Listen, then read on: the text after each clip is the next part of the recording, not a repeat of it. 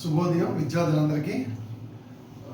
చాలా రోజుల తర్వాత డ్యూ టు హెక్టిక్ షెడ్యూల్ మనం కలవలేకపోయాం ఈ మధ్యకాలంలో బికాస్ ఆఫ్ సమ్ ఇష్యూస్.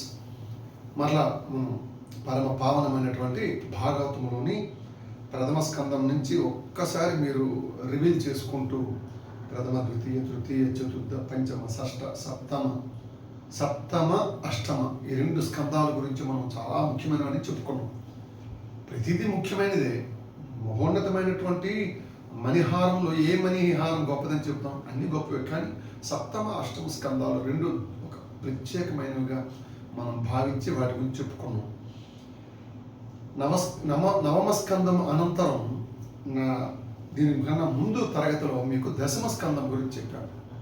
దశమ స్కందం భాగవతం యొక్క హృదయం. అది భారత రాజ్యాంగ పీఠిక ఎలాగైతే రాజ్యాంగానికి గుండెకాయ వంటిది అంటామో, మొత్తం భాగవతానికి దశమ స్కందం స్వామివారి యొక్క హృదయం. భాగవతానికి మూలమైనటువంటి శ్రీకృష్ణ పరమాత్మ యొక్క అవతార విశిష్టత, అవతార లీలలు, స్వామివారి యొక్క గొప్పదైనటువంటి ఆ జీవన లీలా మానుష క్రీడ, జగన్నాటక స్వతధారత్వం అందులో వస్తుంది.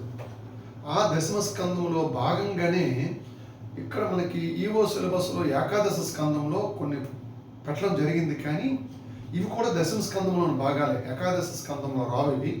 వాస్తవంగా అయితే మనకి సిలబస్లో ఎందుకు ఇలా ఈవో సిలబస్ ఇచ్చారు, కానీ ఏకాదశ స్కందం వేరు. ఇప్పుడు చెప్పుకునే అంశాలన్నీ కూడా దశమ స్కందంలో 5-6 సంపుటాల్లో వస్తాయి. అది ఒకటి చిన్న సవరణ. ఇక దశమ స్కందంలో మనం చెప్పుకునేటప్పుడు ఎక్కడ ఆగాం తెలుసా? శ్రీకృష్ణ పరమాత్మ, బలరాముడు ఇద్దరూ కలిపి వసుదేవుని యొక్క సూచన మేరకు సాందీప మహర్షి యొక్క ఆశ్రమంలో చేరి విద్యాభ్యాసం చేశారని, సాక్షాత్తు పరమాత్ముడైన తల్లికి కొడుకే దేవాది దేవుడైన గురువు వద్ద శిష్యర్కం చేయాలి అని అక్కడితో మనం సాందీప మహర్షి యొక్క కుమారుణ్ణి పునరుజ్జీవనం చేయడం మొదలుగా అంశాల దగ్గర ఆగాం గత క్లాసులో. ఒక్కసారి మీరు వెళ్ళండి, మన లైవ్ క్లాస్లోకి వెళ్ళి ఆ పాయింట్ మీరు చూసుకుంటే మళ్ళీ దానికి మనం కనెక్షన్ పొందాం.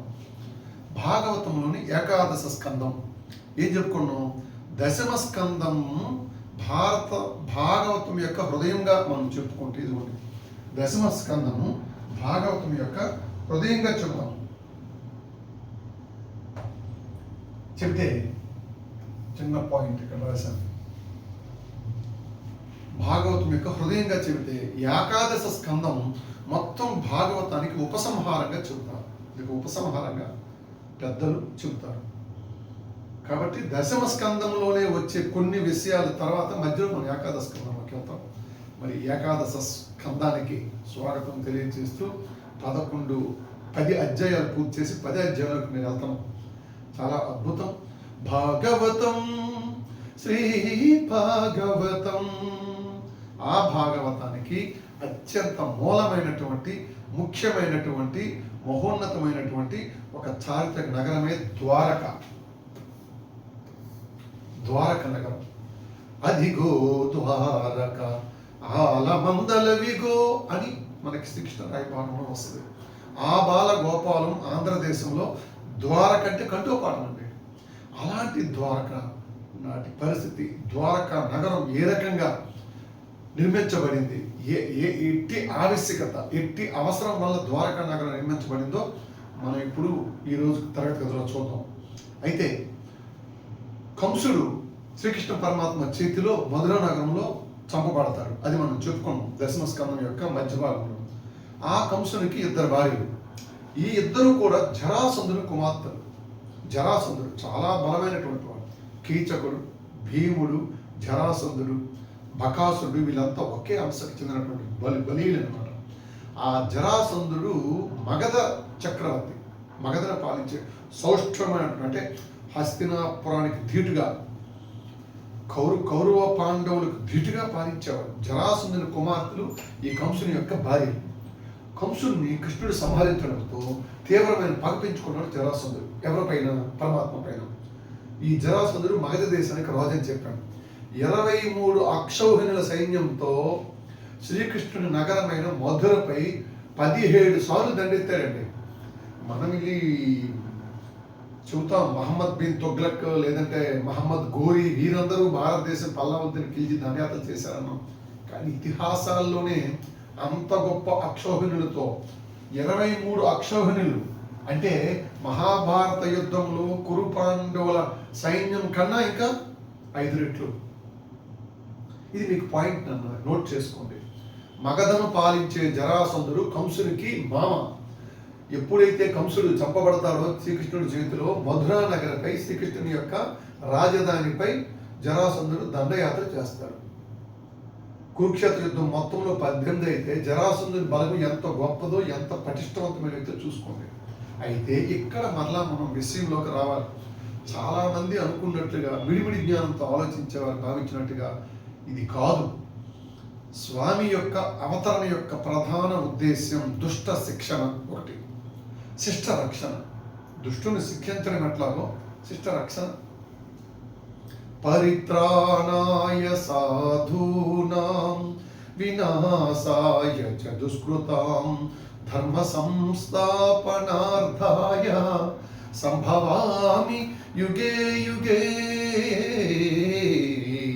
సంభవామి యుగే యుగే. ఆయా కాలాలలో ఏ కాలాలలో ఎప్పుడైతే దుష్టులు విజృంభించేస్తారో శిష్టులు ఉత్తమోత్తములకి కష్టాలు సంభవిస్తాయో దుష్టుల చేతులు, అలాంటి కాలంలో దుష్ట శిక్షణ, శిష్ట రక్షణ, ధర్మ సంరక్షణతో నేను అవతారం దాచుతుంటాను వివిధ రూపాలలో. అది మనం గమనించాలి, అండర్లైన్ చేసుకోవాలి.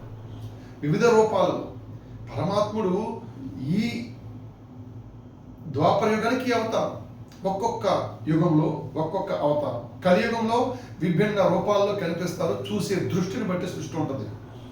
నువ్వు చూసే దృష్టి సక్రమమైనదైతే, ఆధ్యాత్మికమైనదైతే, విజ్ఞానవంతమైతే, లోక కళ్యాణకారకమైతే సృష్టి అంతా నీకు అలాగే కనిపిస్తుంది.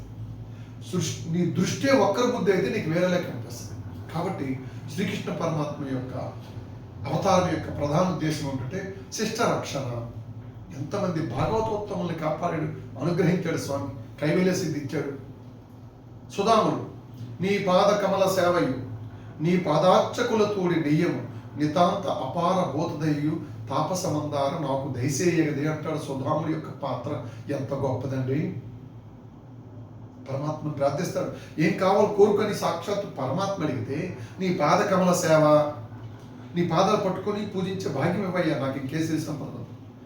నీ పాదార్చకులు తోడి నెయ్యము, ఎవరైతే నీ పాదాలు పట్టుకుంటారో ఒకవేళ నీ పాదకమల సేవ నాకు అనుగ్రహించలేదు అనుకో, నా పూర్వ పుణ్య భాగ్యవశాన్ని నేను ఆ భాగ్యాన్ని నోచుకోలేదు అనుకో, నీ పాదాలు పట్టుకుని నిరంతరం ఎవరైతే ఉంటారో వాళ్ళతో నాకు స్నేహాన్ని ఇవ్వయ్యా. ఎల్లప్పుడూ నితాంత అపార బోధదయ్యు, నా గుండెల్లో ఎప్పుడు బోధ సకల ప్రాణుల పట్ల బోధదయ్య ఉండేలా ఏమి కోరాడంటే ఇది కదండి కోరిక అంటే. పరమాత్ముడి దగ్గరికి వెళ్ళి నాకు సంపద కావాలి, మేళలు కావాలి, వజ్రాలు కావాలి, ఉద్యోగాలు కావాలని కోరుతావా? అన్నీ ప్రసాదించిన స్వామికి ఎవరికి ఏమి ఇవ్వాలో తెలియదా? ఇది సుధాముని యొక్క భక్తి, నిష్కామ భక్తి. ఆ రకంగా శ్రీకృష్ణ పరమాత్మ శిష్ట రక్షణ, దుష్ట శిక్షణతో పాటు భూమిపై భారం పెరిగిపోతుంది. భూభారాన్ని తగ్గించడానికి ఈ ఈ ఈ జగన్నాటక సూత్రధారిత్వం. అందులో భాగంగా 23 అక్షౌహిణులను 17+1 18 సార్లు జరాసంధుడు మొదలుపై దండెత్తి వస్తే వాళ్ళందరినీ కూడా అంతం చేయడం జరిగింది.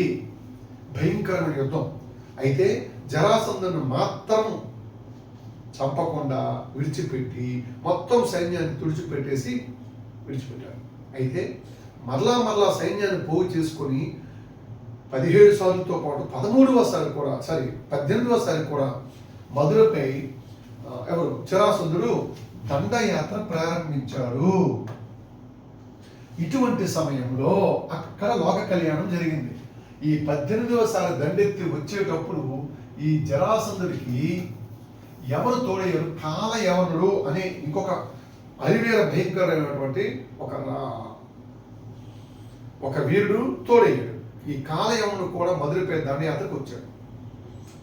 ఆయా కాలాలలో ఆయా రాజధానులకు ప్రాంతాలకు దండయాత్ర ఆనాటి ధర్మం. అది బలమే, మైట్ ఈజ్ రైట్, బలవంతుడే రాజ్యాన్ని పాలించేవాడు. ఇలాంటి రోజుల్లో ఏం చేసేవారంటే విజ్ఞులు తమ రాజధానిని సమూలంగా మార్చేసేవారు. అదే జరిగింది ద్వాపర యుగంలో, మనకి అదే జరిగింది. అది నేడు మనకి భాగవతంలో మనకి ఇప్పుడు సాక్షాత్కరించింది. సాక్షాత్తు శ్రీకృష్ణ పరమాత్మ అణువు గాని చోట అధికులు మన రాదని మనకు తెలియచేశారు. ఒకవైపు బలవంతుడైనటువంటి 23 అక్షౌహిణుల సైన్యంతో కూడిన జరాసంధుడు, వారికి తోడు కాలయవనుడు. వీళ్ళిద్దరిని తట్టుకోవాలి అంటే మధురలో యాదవులు ఉంటే కుదరదు. కాబట్టి వీళ్ళని ఎక్కడికి తీసుకెళ్ళాలి? ఒక చక్కనటువంటి రక్షణతో కూడుకున్నటువంటి ఒక ప్రదేశానికి తీసుకొని వెళ్ళాలి. ఎక్కడైతే శత్రువులు దాటి తక్కువగా ఉంటుంది అక్కడికి. అలాంటి ప్రదేశమే పడమటి సముద్రం అని చెప్పేవారండి ఆ రోజుల్లో, పురాణ కాలాల్లో. నేటి అరేబియా సముద్రం కాదు, అసలు అరేబియా సముద్రం పేరే కాదది. దాని పేరు పడమటి సముద్రం. పడమటి సముద్రానికి ఆనుకొని ఉన్నటువంటి ఒక సువిశాల భూభాగంలో ఈ మహోన్నతమైనటువంటి ఒక పట్టణం కట్టారు. ఆ పట్టణమే ఇదిగోండి ద్వారక. నేడు గుజరాత్లో ప్రత్యక్షంగా మీరు చూడొచ్చు. ఎంత అద్భుతమైన చారిత్రక నగరం అని చూడండి. అందుకే మీకు చెప్పాను, అదిగో Dwarka, the lost city of the gods. ఈ మెన్షన్ చేసాడో చూడండి. సముద్ర మట్టానికి ఉపరితలానికి 300 అడుగుల లోపట అద్భుతమైనటువంటి శిల్పకళతో అలరారుతూ ఆ దేవాలయాల ప్రతిమలు చూడండి. అద్భుతమైనటువంటి ఇది ద్వారక. పడమటి సముద్రాన్ని ఆనుకొని పరమాత్ముడైనటువంటి పరమ పావనుడైనటువంటి కృష్ణం వందే జగద్గురు. వసుదేవసుతం దేవం కంసచానూరమర్దనం దేవకీ హృదయానందం కృష్ణం వందే జగద్గురు. జై శ్రీకృష్ణ. ఇది ద్వాపర. ఈ ద్వాపర గురించి భాగవతంలో మనకి చాలా స్పష్టమైనటువంటి ప్రస్తావన వచ్చింది.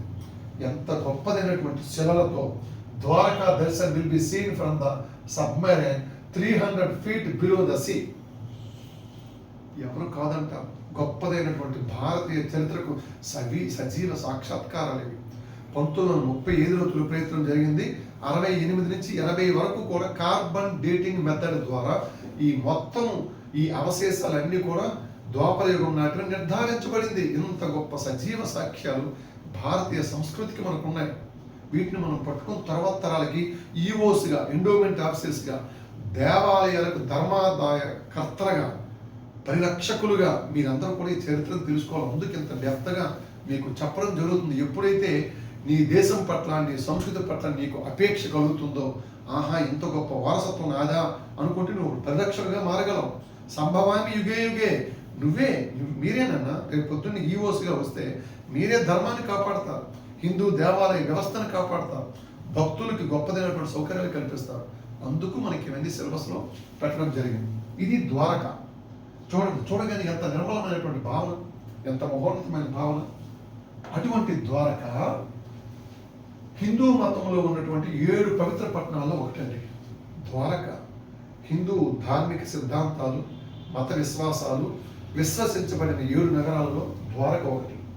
ప్రతి సంవత్సరం కృష్ణుని పూజించే భక్తులు తండోపతండాలుగా వెళ్తారు. అయితే ద్వాపర యుగ అంతంలో ద్వారక ప్రళయం వచ్చి పడమటి సముద్రంలో కలిసిపోతుందని శ్రీకృష్ణ పరమాత్మ చెప్పి, శ్రీకృష్ణ పరమాత్మ అవతారం కూడా ముగుస్తుంది. అదే జరిగింది. సముద్రంలో మునిగిపోయినా ఈ ద్వారక కోసం అన్వేషణ ప్రారంభమైంది. మొట్టమొదటి తవ్వకాలు ఇప్పుడే చెప్పాను 1963లో జరిగాయి. నీటి అడుగుల పురావస్తు శాస్త్రవేత్తల నేతృత్వంలో జరిగిన తవ్వకాల్లో అనేకమైనటువంటి అవశేషాలు, దేవాలయ ప్రతిమలు, మామూలు పునాదులు కాదను. ఆ పునాదులు నేటికి ఆనాటి ద్వారక సముద్రంలో మునిగిపోయిన ఎప్పటికీ చెక్కు చెదరకం ఉంది. అంటే ఎంత గొప్ప నిర్మాణం అని చూడండి. సాక్షాత్తు ఇంద్రుడిచే, విశ్వకర్మచే నిర్మించబడిందట ద్వారకాపట్నం. ఆ రోజుల్లో ఎక్సలెంట్ ఇంజనీర్ అయిన స్కల్ప్చర్, గొప్ప శిల్పి, మహోన్నతమైన నైపుణ్యకమైనటువంటి శిల్పి. 1983లో 83 నుంచి 90 మధ్య మరలా పురాతత్వ శాస్త్రవేత్తలు సరస్వతి నది ఒడ్డిన పురాతన గోడలతో నిర్మించబడినదిగా దీనిని నిర్ధారించడం జరిగింది. కార్బన్ డేటింగ్ మెథడ్ ఉంది, C14. దాని ప్రకారం ఈ ప్రక్రియలు జరిగాయి. సాక్షాత్తు దేశ ప్రధాని ప్రధాని వారు 2024 ఫిబ్రవరి 25వ తేదీన నేటికి 1 సంవత్సరం గడుస్తుంది. చూడండి ఎంత చక్కగా సబ్మెరైన్లో ఎంత సాహసం చేసి ప్రధానమంత్రి వారు వెళ్ళి ద్వారకలో సముద్ర గర్భాన మునిగి ఉన్న పరమాత్ముని యొక్క ద్వారకలో పూజలు చేశారు. 300 అడుగులు లోతున్నటువంటి ఇది అందుకు మీకు ఇది చూపించడం జరిగింది. డేట్ ఎప్పుడు? ఫిబ్రవరి 25, 2024న మనకి ఈ రకంగా ద్వారకా నగరం యొక్క విశిష్టత మరొక్కసారి చూడండి. ఇవి అవశేషాలు చూసారా, ఇవన్నీ నీటిలో ఉన్నాయి. ప్రత్యేకమైన సబ్మెరైన్తో వెళ్ళడం ద్వారా మాత్రమే ఇది సాధ్యం. ఇక్కడ మోడీజీ గారు ఏ రకంగా పూజలు చేస్తున్నారో మనం చూసాం. ఇది మహోన్నతమైనటువంటి గొప్పదైనటువంటి ద్వారక. ఈ ద్వారకా నగర పట్టణాన్ని జరాసంధుడు మరియు కాలయవనుడు వీరిద్దరి నుంచి రక్షణగా, ఎందుకంటే అంత సైన్యం యాదవులకు లేదు కాబట్టి ఈ దాడికి తట్టుకోవడం కోసం గొప్పదైనటువంటి ఘటన సమర్థత గల వ్యక్తి శ్రీకృష్ణ పరమాత్మ. ఆపద కాలంలో తన వారిని ఆదుకునేవాడే కదా నాయకుడు. ఇక్కడ పరమాత్మ మానవుడిగా ఉన్నాడు. మానవుడిగా ఉంటూ మహిమను చూపించాడు, పరమాత్మ మహిమలు. కాబట్టి ఆ మహిమలో భాగమే ఇంతవరకు మీకు చెప్పినటువంటి ఈ ద్వారకా పట్టణ నిర్మాణము. ఇది మనకి ద్వారకా నగరం, దాని యొక్క విశేషాలు. ఇది ఒకటి గుర్తుంచుకోండి. సబ్మెరైన్లో 300 feet బిలో ద సీ మనకి ఇప్పటికీ కూడా దీన్ని మనం చూస్తున్నాం. అటువంటి ద్వారకా నగరాన్ని పడమటి సముద్రానికి ఆనుకొని నిర్మించడం జరిగింది. యాదవులందరినీ అక్కడికి చేర్చారు. దేవశిల్పి ఎవరు నిర్మించారు దీన్ని? విశ్వకర్మ. నోటెడ్, ఇది ఒక పాయింట్. శ్రీకృష్ణ పరమాత్మ మధుర నుంచి ద్వారకకు తన యొక్క రాజధానిని మార్చారు. దేనికోసం? జరాసంధుడు కాలయవనుడు యొక్క దాడికి ప్రతిగా. ఎవరు నిర్మించారు? దేవశిల్పి విశ్వకర్మ. ఇంద్రుడు సుధర్మ సభాభవనాన్ని, పారిజాత వృక్షాన్ని ఈ సందర్భంగా శ్రీకృష్ణ పరమాత్మ కానుకగా ఇచ్చాడు. ఇది మనకి భాగవతం ఉన్నటువంటి ఘట్టం. తదుపరి కాలయవనుడు చెప్పలేదు ఎంతవరకు.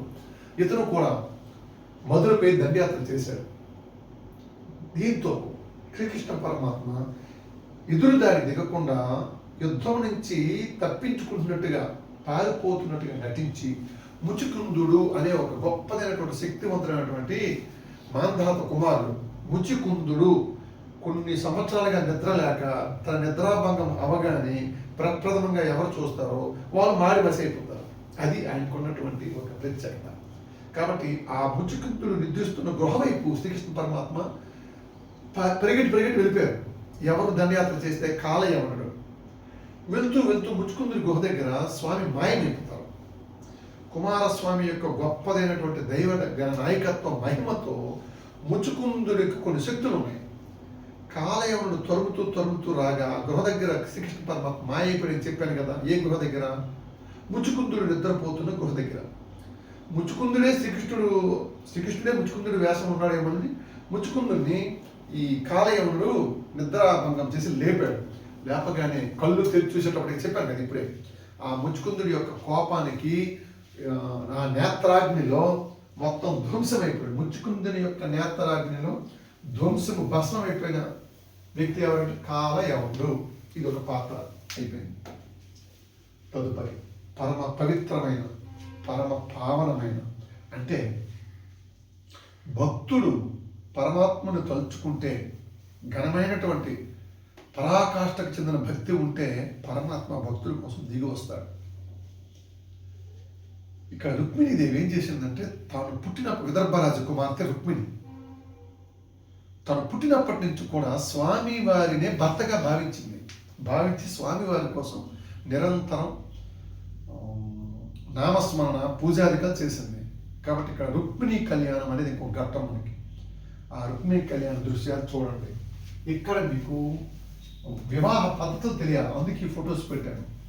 ఆ రోజుల్లో వివాహ పద్ధతులు ఉండేది. గాంధర్వ వివాహం మీకు తెలుసు. ఆ చేతికి అంగుళీకం, రింగు దొరికితే పెళ్ళి అయిపోయినట్టే, దండ వేస్తే పెళ్ళి అయిపోయినట్లే. ఇది రాక్షస వివాహ పద్ధతిలో శ్రీకృష్ణ పరమాత్మ అమ్మవారిని వివాహం చేసుకున్నాడు. ఏమిటిది? శ్రీకృష్ణుడు రుక్మిణీదేవిని వివాహం ఆడిన విధం రాక్షస విధి. అమ్మవారు, రుక్మిణి అమ్మవారు విదర్భరాజు కుమార్తెగా, రుక్మి చెల్లెలుగా ఉన్న రోజుల్లో రుక్మికి అసలు ఇష్టం లేదు. చూడండి, భీష్ముడి యొక్క కుమార్తె రుక్మిణి. ఈ భీష్మకుడు ఏ రాజ్యం వాడు? విదర్భ రాజ్యం. విదర్భ రాజు భీష్మకుడు. ఆ భీష్మకుడు కుమార్తె రుక్మిణి. రుక్మిణి సోదరుడు రుక్మిణి. ఈ రుక్మికి శ్రీకృష్ణుడు అంటే ఇష్టం ఉండదు. శిశుపాలుడు అంటే చాలా ఇష్టం. ఆ శిశుపాలుడు శ్రీకృష్ణుడి యొక్క మేనత్త కుమారుడు. ఈ రుక్మిణిని శిశుపాలుడికి ఇచ్చి పెళ్లి చేయాలని కోరిక. కానీ అమ్మవారు తన పుట్టుకే పరమాత్మ కోసం అని తన చిన్నప్పటి నుంచి కూడా స్వామివారిని పూజించి ప్రార్థించి వివాహం చేసుకోవాలనుకుంటుంది. కాబట్టి ఆ భక్తికి మెచ్చి పరమాత్మ ఏ రకంగా వచ్చాడు, భక్తికి మెచ్చి పరమాత్మ ఏ రకంగా దీవించాడో చూడండి. ఇదే మనకి శ్రీకృష్ణ పాండవీయం అనే సినిమాలో చక్కగా రుక్మిణి కళ్యాణం ఘట్టం, అలాగే రుక్మిణి కళ్యాణం అనే సినిమా కూడా మనకు ఉంది. చూడండి, మనకు ఉన్నటువంటి సాంప్రదాయం ఏంటంటే అవివాహితులైనటువంటి వివాహము కానటువంటి కన్యలు స్త్రీలు నిరంతరము కూడా భక్తి ప్రపత్తులతో రుక్మిణి కళ్యాణ గాథ విన్నట్లయితే, రుక్మిణి కళ్యాణం చేస్తే వివాహం కలుగుతుంది అనేది కూడా మనకి పెద్దలు చెప్పినటువంటి మాట. అయితే తన మనసులోని మాట ఎవరికి? రుక్మిణి అమ్మవారి మనసులో ఉన్న మాట ఏదైతే శ్రీకృష్ణ పరమాత్మని భక్తురాలిగా సేవించింది, చివరికి తనకి భర్తగా కమ్మని, ప్రాణనాథుడిగా కమ్మని ప్రార్థించింది. తన మనసులోని మాటని ఒక బ్రాహ్మణునికి తెలిపి ఆ బ్రాహ్మణుని రాయబారిగా పంపించింది. అమ్మవారు చూశారు, ఇది తొలిసారిగా చరిత్రలో తనకి మీరు భర్తగా కావాలి. మనం అంటాం కదా ఆధునిక కాలంలో లవ్ ప్రపోజల్ అంటాం కదా, ప్రేమని వ్యక్తం చేయడం. ఆ ప్రేమను వ్యక్తం చేయడానికి రుక్మిణి అమ్మవారు ఒక బ్రాహ్మణుని కృష్ణుని వద్దకు రాయబారిగా పంపుతూ లేఖలో రాసింది. సుదీర్ఘమైన లేఖ. నిన్ను కానని కన్నులు కన్నులే, నిన్ను పొందని జీవనం జీవనమే, అసలు నీవు లేని ఈ ప్రాణం వృధా అంటూ అది సారాంశం. ఒక లేఖ రాసింది, శ్రీకృష్ణ పరమాత్మకి పంపించింది. నా అన్న రుక్మి నాకు బలవంతంగా నాకు ఇష్టం లేని పెళ్లి చేయాలనుకుంటున్నాడు. నాదా నీవు వచ్చి, నాదుడే, మనకందరికీ నాదుడే, ఆయనే మన ప్రాణనాథుడు శ్రీకృష్ణ పరమాత్మ, నీవే తప్ప ఇతపరం బెరుగా, హరి నీవే దిక్కు నాకు సిరితో ఏదించి మకరి శిక్షించే దయ్యం, కరిగాచిన రీతి నన్ను బ్రోవు కృష్ణ అని కృష్ణ శతకంలో చెప్తారు. అలా అమ్మవారి యొక్క లేఖను విని పరమాత్మ విదర్భ రాజ్యం వెళ్ళి రాక్షస వివాహ రీతిన, అది అండర్లైన్ చేసుకోండి. రాక్షస అంటే తీసుకెళ్ళిపోవడం, రుక్మిణి హరణం అని కూడా అంటారు. రుక్మిణి కళ్యాణం ఎప్పుడు జరిగింది? రుక్మిణి హరణం. అమ్మవారు తన లేఖలో రాస్తారు, నేను ఆలయంలో గౌరీదేవి పూజ చేస్తాను, కాబట్టి అక్కడికి మీరు వచ్చి నన్ను తీసుకెళ్ళిపోండి, ఓ పరమాత్మ నన్ను తీసుకుని వెళ్ళిపోండి, నన్ను హరించండి, నా జీవితానికి ఒక సార్థకత కల్పించండి. రుక్మిణి కళ్యాణం అద్భుతం. ప్రస్తుతానికి మీకు ఇంతే. ఆధ్యాత్మిక లోతుల్లోకి వెళ్తే పద్ధతి మారిపోతుంది, టీచింగ్ శైలి మారిపోతుంది. మీ వరకు ఇంతే. విదర్భరాజు భీష్మకుడు, అతని కుమార్తె రుక్మిణి, కుమారుడు రుక్మి స్నేహితుడు శిశుపాలుడు. రుక్మిణిని శ్రీకృష్ణుడికి ఇచ్చి పెళ్లి చేయడం ఇష్టం లేదు. కాబట్టి రుక్మిణీదేవి రాయబారం ఒక లేఖ రాసి పంపించింది. ఆ రాయబార లేఖను అందుకున్నటువంటి శ్రీకృష్ణ పరమాత్మ గౌరీదేవి పూజలో ఉన్నటువంటి ఆలయంలో ఉన్నటువంటి రుక్మిణిని తన రథముపై ఎక్కించి రాక్షస వివాహ రీతిన లేపుకొని వచ్చేశారు. అమ్మవారిని ఎత్తుకొని వచ్చారు. అలాగే తన భక్తులను భక్తితో పరాకాష్ఠతో కోరితే మనల్ని కూడా స్వామి ఎత్తి ఉద్ధరిస్తారు. అది ఇక్కడ మనం తెలుసుకోవాలి. లేపి ఉద్ధరిస్తారు. అడ్డు వచ్చిన వారిని కూడా ఆయన ఇబ్బంది పెట్టలేదు. రుక్మిణి కూడా చంపలేదు. ఎందుకు? రుక్మిణి యొక్క అన్నదమ్ముడు కదా, శిరోముండనం చేసి అవమానించి పంపించేస్తాడు. ఇలా తన మిత్రుడైనటువంటి రుక్మిణికి జరిగిన అవమానానికి మిత్రుడు ఉన్నాడే కదా శిశుపాలుడు, బాగా మండిపోతాడు. ఎలా లేదన్నా కృష్ణుని అవమానించాలనుకుంటాడు అనమాట. అక్కడతో ఆ పాయింట్ ఆపి ప్రద్యుమ్నుడి కథలోకి వద్దాం. ఈ ప్రద్యుమ్నుడు రుక్మిణి కళ్యాణం ద్వారా శ్రీకృష్ణుడికి రుక్మిణికి పుట్టినటువంటి సంతానం. పూర్వ జన్మలో శివుని నేత్రాగ్నికి భస్మైపోయిన మన్మధుడే ఈ ప్రద్యుమ్నుడు. మన్మధుడే, అందుకే ప్రద్యుమ్న అని కూడా శ్రీకృష్ణ పరమాత్మ మనం విష్ణు సహస్రనామాల్లో చదువుతాం. మన్మధుడు ఈ జన్మలో ప్రద్యుమ్నుడిగా జన్మించాడు. ఎవరికి జన్మించాడు? రుక్మిణి శ్రీకృష్ణుడు.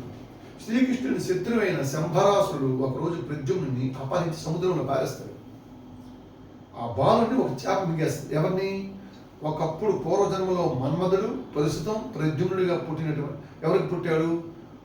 రుక్మిణి శ్రీకృష్ణుడికి జన్మించినటువంటి ప్రద్యుమ్నుడిని శంభరాసురుడు పట్టుకొని సముద్రంలో పారేస్తే ఆ బాలుని ఒక చేప మింగేస్తుంది. ఆ చేప జాలర్లకు దొరుకుతుంది. ఆ జాలర్లు ఈ చేపను తీసుకొని వెళ్తే ఆ చేపను వండడానికి ఆ చేపను సిద్ధం చేస్తున్నటువంటి వంట మనిషి మాయావతి ఆ చేపను కొయ్యగానే అందులో ఒక శిశువు బయటకు వచ్చాడు. వంట మనిషి ఎవరు? మాయావతి. ఈ మాయావతి పూర్వజన్మలో మన్మధుడి భార్య రతీదేవి.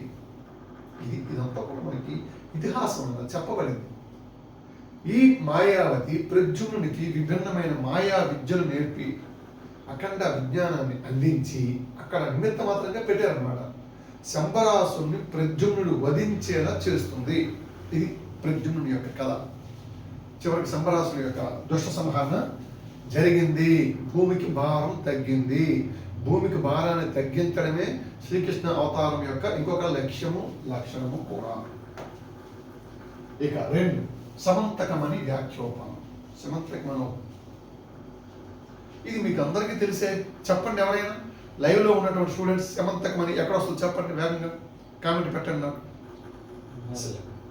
లేఖ తీసుకొచ్చినాడు పేరు అడుగుతున్నారు. అవును, ఓకే చెప్తాను. బ్రాహ్మణుడు ఈ సమంతకమని కథ మనకి ఎక్కడ వస్తుంది? మొన్ననే అయింది కదా, వినాయక చవితి. వినాయక వ్రతకల్పం అంటే సమంతకం అనే ఉపఖ్యానం లేకుండా జరగదు. సత్యభామ యొక్క తండ్రి సూర్యోపాసకుడు సత్రాజిత్తు. ఆదిదేవ నమస్తుభ్యం ప్రసీద మమ భాస్కర, దివాకర నమస్తుభ్యం ప్రభాకర నమోస్తుతే అని సూర్యోపాసన చేసే గొప్ప వ్యక్తి. సూర్యుని యొక్క అఖండమైనటువంటి భక్తి ప్రపత్తుల వల్ల సూర్యునిపై ఆయనకున్నటువంటి అఖండమైన భక్తి ప్రపత్తుల వల్ల సూర్యుని యొక్క ఉపాసన వల్ల అతని భక్తికి మెచ్చి సూర్యుడు ఈ సమంతకమణి అనేటువంటి ఒక గొప్ప మణిని ప్రసాదిస్తాడు. అద్భుతమైన కనకరాసుని ప్రసాదించే సమంతకమణి. ఇటువంటి మణిని సత్రాజిత్తు నీ దగ్గర కాకుండా నా దగ్గర ఉంటే లోకాహతికరం కాబట్టి నాకు ఇవ్వని శ్రీకృష్ణ పరమాత్మ సత్రాజిత్తుని అడుగుతాడు. సత్రాజిత్తు నిరాకరిస్తాడు. ఎవరు అడిగారు? శ్రీకృష్ణ పరమాత్మ. ఎవరిని అడిగారు? సత్రాజిత్తుని. సత్రాజిత్తుకి ఆ మణి ఎలాగొచ్చింది? సూర్యోపాసన వల్ల. ఓకే, ఇప్పుడు సత్రాజిత్తు ఈ మణిని ఇవ్వడం నిరాకరిస్తే ఈ మణిని ఒకరోజు ప్రసేనజిత్తు, సత్రాజిత్తు తమ్ముడు ప్రసేనుడు, ఇవన్నీ వినాయక వ్రత కథలు వస్తాయి. ప్రసేనజిత్తు అనేవి ఈ మణిని ధరించి సమంతక మణిని ధరించి రోజుకు కొన్ని వందల మేరుల బరువైనటువంటి బంగారాన్ని ఇస్తుంది అనమాట. దగాయమానంగా వెలిగిపోయి ఈ మణిని ధరించి ప్రసేనజిత్తు వేటకెళ్తాడు. ప్రసేనజిత్తుని కోసం కాకుండా ఈ ప్రకాశవంత మణిని చూసి అక్కడ ఒక సింహం ఈ ప్రసేనుని చంపేసి మణిని తీసుకుని పోతుంది. ఆ సింహాన్ని సంహరించి ఇంత శక్తివంతమైన మణిని జాంబవంతుడు అడవిలో ఈ సింహాన్ని సంహరించి ఆ మణిని సమంతక మణిని తాను స్వీకరిస్తాడు. అడవికి వెళ్ళినటువంటి ప్రసేనజిత్తు వేటకెళ్ళిన వాడు ఎప్పటికీ రాకపోయేసరికి మణి కోసం, ఈ సమంతక మణి కోసం శ్రీకృష్ణుడే తన తమ్ముడైనటువంటి ప్రసేనజిత్తుని చంపాడు అని ప్రచారం చేస్తాడు. ఇది శ్రీకృష్ణ పరమాత్మ వారికి వచ్చినటువంటి నింద. ఎందుకు ఈ నింద వచ్చింది అంటే చవితి చంద్రుని వినాయక చవితి నాడు చూశాడు శ్రీకృష్ణుడు అని చెప్పడానికి ఇతిహాసంగా మన పెద్దలు మనకి చెప్పారు. ఈ నిందని శ్రీకృష్ణ పరమాత్మ భరిస్తున్నాడు. సత్రాజిత్తు వేసిన ఈ నింద మణి కోసం నలుమూలలా వెతికాడు. ఎవరు? శ్రీకృష్ణ పరమాత్మ. తన నిందను పోగొట్టుకోవాలి కదా. ఇలా వెళ్తే అడవిలో సింహం, ఎలుగుబంటి అడుగు జాలలు కనిపించాయి. ఆ జాలల గుండా అలా వెతికితే ఒక గృహలో ఈ మణి కనిపించింది. ఒక గృహలో ఊయలకు కట్టబడి ఉందన్నమాట ఈ మణి, సమంతక మణి. ఇంకా ఆ గుహ దగ్గరికి వెళ్దాం అనుకునేటప్పటికీ గొప్పదైనటువంటి అరుపులు చేస్తూ గొప్పదైనటువంటి శక్తిశాలి త్రేతాయుగం నాటి వీరుడు జాంబవంతుడు హోంకరిస్తూ శ్రీకృష్ణుడి మీదకి దాడి చేస్తాడు. ఈ మణిని తీసుకోవడానికి వచ్చినట్టు శ్రీకృష్ణ పరమాత్మ 18 రోజులు ద్వంద్వ యుద్ధం జరిగింది. ఇది అప్పటి జాంబవంతుడి కోరిక అనమాట. ద్వంద్వ యుద్ధం జరిగింది. ద్వంద్వ యుద్ధం జరిగినాక జాంబవంతుని యొక్క బలం అలా అలా అలా సన్నగిలింది. ఎప్పుడు తన బలం సల్లగిల్లిందో సాక్షాత్తు ఆ శ్రీరామచంద్రుడి అంశ అయి ఉంటాడని తెలుసుకున్నాడు జాంబవంతుడు. అది వివేకం. వెంటనే అర్థమైపోయింది. 18 రోజుల యుద్ధం తర్వాత, తీవ్ర యుద్ధం తర్వాత తన శక్తి సన్నగలడంతో జాంబవంతుడు నా ఎదురుగా ఉన్నటువంటి ఈ అవతార మూర్తి శ్రీరామచంద్రుడే తప్ప మరొకరు కాదని శ్రీరామచంద్రం శిరసానమామి అంటూ జాంబవంతుడు ప్రణమిల్లి తన మణిరత్నమైనటువంటి జాంబవతిని, శమంతక మణిని తన కుమార్తె జాంబవతిని ఇచ్చి పరిణయం చేస్తారు శ్రీకృష్ణ పరమాత్మ. ఆ రకంగా జాంబవతి శ్రీకృష్ణ పరమాత్ముల యొక్క వివాహం జరుగుతుంది. ఈ విషయం తెలుసుకున్న సత్రాజిత్తు అనవసరంగా నేను శ్రీకృష్ణ పరమాత్మని నిందలకు గురి చేశానని చెప్పి బాధపడతాడు. ఈ మణిని తీసుకుని వెళ్ళి శమంతక మణిని సత్రాజిత్కి ఇవ్వడంతో సత్రాజిత్ పశ్చాత్తాపడి తన కుమార్తె అయిన సత్యభామను శ్రీకృష్ణుడికి ఇచ్చి పెళ్లి చేస్తాడు. ఇది అంతలా చేసుకోండి. సత్యభామ సాక్షాత్తు అంశ, మహాలక్ష్మి అంశ. ఆమెను ఇక్కడ వివాహం చేసుకోవడానికి ఘట్టమంతా మనకి ఈ రకంగా రావడం జరిగింది. సత్రాజిత్ యొక్క కుమార్తె సత్యభామను శ్రీకృష్ణ పరమాత్మ పెళ్లి చేసుకున్నారు. బలరామకృష్ణులు హస్తినలో లేని సమయం చూసి శతధ్వనుడు అనే రాజు సత్రాజిత్తును సంహరించి ఈ సమంతక మణిని స్వాధీనం చేసుకున్నాడు. ఈ సంగతి తెలిసిన శ్రీకృష్ణ పరమాత్మ శతధ్వనుడిపై దండెత్తి వెళ్తే ఈ శతధ్వనుడు పారిపోయాడు. శ్రీకృష్ణుడికి భయపడి పారిపోతుంటే ఆ మణిని ఎవరికి ఇచ్చాడు? అక్రూరుడికి ఇచ్చాడు. అక్రూరుడు శమంతక మణిని శతధ్వనుడు ఎవరికి ఇచ్చాడు? అక్రూరుడు. ఇంతే, ఇలా పాయింట్స్ తెలుసుకోండి. ఈ అక్రూరుడికి ఎందుకు ఇచ్చారంటే ఈ అక్రూరుడే సభలో, నిండు సభలో తెలియచేస్తాడు. ఇదిగోండి, ఇది శమంతక మణి యొక్క అపహరణము, దాన్ని సాధించే విధానము, పరమాత్మ మరలా తీసుకొచ్చే విధానం చెప్పడంతో ఆ రకంగా శమంతక మణిని మళ్ళీ యథావిధిగా స్వామివారి వద్దకు అది వస్తుంది. శ్రీకృష్ణుడిపై పడినటువంటి అపవాదు కూడా పోతుంది. ఈ రకంగా జాంబవతి ముందు రుక్మిణి అమ్మ, శ్రీకృష్ణుడికి రుక్మిణి భామ, రుక్మిణి, సత్యభామ, జాంబవతి ఈ ముగ్గురు మహాతలులే కాకుండా కాళింది, మిత్రవింద, నాగ్నజితి, నోట్ చేసుకోండి, భద్ర, లక్ష్మణ, మొత్తం 8 మంది భార్యలు శ్రీకృష్ణ పరమాత్మ. ఆయా సందర్భాలలో దుష్ట శిక్షణ చేసే క్రమంలో తన భక్తులను స్వామి కరుణించే రీతిలో భాగంగా రుక్మిణి అమ్మవారు పరమ భక్తికి పరాకాష్ట, మహోన్నతమైనది. ఎంతో మంది తాపసులు, మునులు, పరమ భాగవతోత్మలు చేసిన పూజను మించి పూజ చేసి స్వామిని పొందారు అమ్మవారు రుక్మిణి. ఇంకా సత్యభామ, జాంబవతి వీళ్ళందరి గురించి మనం తర్వాత తెలుసుకుందాం. అంటే అంత ఆ పాత్ర మనకు అంత ముఖ్యమైనది కాదు. సత్యభామ తర్వాత వస్తుంది. కాబట్టి శ్రీకృష్ణుడి భార్యలు 1 రుక్మిణి, 2 సత్యభామ, 3 జాంబవతి, 4 కాళింది, 5 మిత్రవింద, 6 నాగ్నజితి, 7 భద్ర, 8 లక్ష్మణ. అంతే, వీరు కుమారు భార్య, శ్రీకృష్ణుడి యొక్క భార్యలు. ఇక నరకాసుర సంహారం. భాగవతంలో ఈ ఘట్టాలన్నీ కూడా మనకు వస్తాయి. త్రేతాయుగంలో, కృతయుగం, కృత, త్రేత, ద్వాపర, కలియుగాలు కదా. వరాహ స్వామి నీటి నుండి భూమిని కాపాడాడు కదా, మనం చెప్పుకున్నాం. నీటి నుండి అంటే సముద్ర గర్భము నుండి భూదేవిని కాపాడే సమయంలో హిరణ్యకశ్యపుల భార్య నుంచి భూమిని సంరక్షించే క్రమంలో తల్లి భూదేవికి, వరాహస్వామికి జరిగినటువంటి సంగమం, ఆ సంగమం లోక కళ్యాణ కారకం. అంతే, లోక కళ్యాణం కోసం ఇవన్నీ జరుగుతాయి. ఆ భూదేవికి, వరాహస్వామికి కలిగిన సంతానమే ఈ నరకుడు, నరకాసురుడు, అసురుడు. వారి సంగమం జరిగింది. ఈ సంగమం సంధ్యాకాలంలో జరిగింది. ఆ యుగంలో మనకేం చెప్పారంటే సంధ్యాకాలంలో భార్యాభర్తలు సృష్టి కార్యంలో పాల్గొకూడదు. పాల్గొన్నట్లయితే సృష్టికి విఘాతం కలిగించే, భూమికి భారాన్ని కలిగించే పుత్రులు పుడతారు. అదే జరిగింది.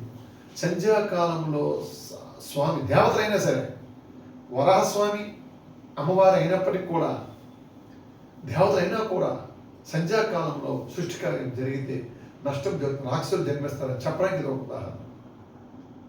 అయితే అమ్మవారికి భయం వేసింది, భూదేవి అమ్మవారికి. తన కొడుకైనటువంటి నరకుడే నరకుడు అంత అసురుడు కాదు, నరకుడు భూదేవి పుట్టుడు కదా. వీడికి తన కన్న తండ్రి చేతిలో చావు ఉంటుంది, సృష్టికర్త అయినటువంటి విష్ణుమూర్తి అని చెప్పేసి ఒక వరం కోరుతుంది భూదేవి. నా కుమారుడికి నీ చేతిలో ఏ రకమైన చావు లేకుండా, తప్పకుండా వాడు నీ చేతిలో చనిపోడు, నీకు ఆ భయం ఎలా? ఒకవేళ ఆ పరిస్థితి దాపురిస్తే తన తల్లి చేతిలో మాత్రమే మరణిస్తాడు తప్ప ఇతరుల చేతిలో చావని వరమిస్తాడు వరాహస్వామి. ఎంత విచిత్రంగా చూడండి, తల్లి తన కుమారుడు చంపదు కదా, అది లాజిక్, అది వరం. ఈ వరంతో ఇంకా నరకాసురుడు ఏం చేశాడు? వాస్తవంగా నరకుడు ప్రారంభంలో మహాధార్మికుడు. ప్రాగ్జ్యోతిషపురం, ఇప్పుడు అస్సాం ఉంది కదా, అస్సాం తనకు పాత పేరు ప్రాగ్జ్యోతిషపురం. ఇవన్నీ ఎంత గొప్ప ఆధారాలు చూడండి. ఏమైనా డివిజన్ అయిపోయింది, ఇది సృష్టి కాదు, ఇది కల్పన కాదు. ఇప్పుడున్న అస్సాం తాలూక పాత పేరు ప్రాగ్జ్యోతిషపురం. ఇప్పుడు మరలా అదే పెడదాం అనుకుంటాను. ఆ ప్రాగ్జ్యోతిషపురం రాజధానిగా కామరూప సామ్రాజ్యాన్ని పాలించాడు నరకుడు, మహాభక్తుడు. అస్సాం మీరు ఎవరైనా వెళ్తే కామాఖ్య అమ్మవారి టెంపుల్ ఉంటుంది, వెళ్ళండి ఒకసారి. ఆ కామాఖ్య అమ్మవారి టెంపుల్కి వెళ్తే ఆశ్చర్యం వేస్తుంది. ప్రపంచంలో ఎక్కడ అలాంటి దేవాలయం మనం చూడం. అమ్మవారి యొక్క ఋతుక్రమం బట్టి అక్కడ కాల నిర్ణయం జరుగుతుంది. ప్రకృతి స్వరూపుడైన అమ్మవారు ప్రతి నెల కూడా బయట ఉంటారంటాం కదా, స్త్రీకి జరిగే ఋతుక్రమం. ఆ ఋతుక్రమాన్ని ఆధారంగా చేసుకొని నిర్మించబడినటువంటి నగరం అమ్మవారి యొక్క కామాఖ్య నగరం. ఎంత శక్తిపీఠము, ఎంతోమంది విశేషమైన వెళ్తారు. ఇదేంటి భారతదేశం అంటే ఊరికి పైన చూసి భారతదేశం అనేకూడదు. ఆ కామాఖ్య అమ్మవారి భక్తులు ఈ నరకుడు. అమ్మవారి గొప్ప ఆలయాన్ని కూడా నిర్మించాడు. అదే ఆలయం స్త్రీలను అమితంగా గౌరవించేవాడు నరకుడు. కానీ స్నేహ ఫలితంగా తన మిత్రుడైనటువంటి బాణాసురుడితో స్నేహం చేస్తాడు. ఈ బాణాసురుడితో నరకుడు స్నేహం చేసినాక నరకాసురుడు అయిపోయాడు. అంతవరకు చాలా బాగుండేవాడు. వాడి స్నేహం వల్ల వీడి ఇంకా ప్రజల్ని ఇబ్బందులు పెట్టడం, స్త్రీలను అపహరించడం, స్త్రీలను ఇబ్బంది పెట్టడం, 16,000 మంది రాజ్య కన్యలను బంధించేశాడు. ఇంకా భూమిపై భారం పెరిగిపోయింది. కామాఖ్య అమ్మవారి నిర్మాణం చేశాడు కదా గుడి, అవి కూడా మూసేయించి 3 లోకాలను తన వరగర్వంతో అల్లకల్లోలం చేసేశాడు. ఇలాంటి పరిస్థితుల్లో దుష్ట శిక్షణ కోసం నరకుడిని సంహరించాల్సి వచ్చింది. సుప్రతీకం అనే ఐరావతం లాంటి ఏనుగు, స్వయంగా శ్రీహరే ప్రసాదించిన వైష్ణవాస్త్రం, ఈ 2 ఇతని దగ్గర ఉన్నాయి, నరకుడి దగ్గర ఉన్నాయి. కాబట్టి వైష్ణవ శక్తి అంతా కూడా నరకుడి దగ్గర ఉంది. కాబట్టి ఇక్కడ స్వామివారికి నరకుడిని చంపి వధించే శక్తి ఆ పర్టికులర్ అంశానికి ఉండదన్నమాట. అయితే ఇటువంటి పరిస్థితుల్లో భూదేవి అంశగా ఆయన జన్మించినటువంటి సత్యభామాదేవి, భూదేవి కుమారులే కదా నరకుడు, ఇక్కడ అమ్మవారు అంటే తల్లే కదా. ఆ సత్యభామ చేతిలో శ్రీకృష్ణ పరమాత్మ ఆడించిన జగన్నాటకంలో భాగంగా నరకుడిని సంహరించడం జరుగుతుంది. ఇదే ఘట్టం సత్యభామాదేవి. శ్రీకృష్ణ పరమాత్మ ఆ వైష్ణవాస్త్రం వల్ల మూర్ఛపోయి పడి ఉంటే అమ్మవారి కోపం వచ్చింది. అంతవరకు కోపం రాలే.